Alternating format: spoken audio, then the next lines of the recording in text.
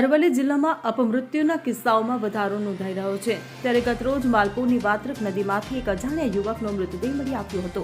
આસપાસના ખેતરોમાં કામ કરતા શ્રમિકોએ વાત્રક નદીના જૂના પુલ પાસે મૃતદેહ તરતો જોયા બાદ તેમને તરત જ માલપુર પોલીસને જાણ કરી હતી।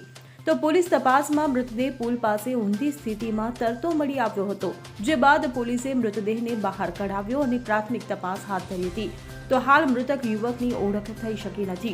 તો પોસ્ટમોર્ટમ માટે મૃતદેહને માલપુર સામૂહિક આરોગ્ય કેન્દ્રમાં ખસેડવામાં આવ્યો હતો। આ સમગ્ર મામલે પોલીસે મૃતક યુવકની ઓળખ માટેની કાર્યવાહી શરૂ કરી છે। અમિત ઉપાધ્યાય સાથે CN24 ન્યૂઝ અરવલ્લી।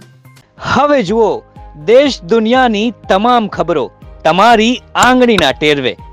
ઉઠાવો મોબાઈલ અને Google Play Store પરથી ડાઉનલોડ કરો અમારી CN24 ન્યૂઝ મોબાઈલ એપ।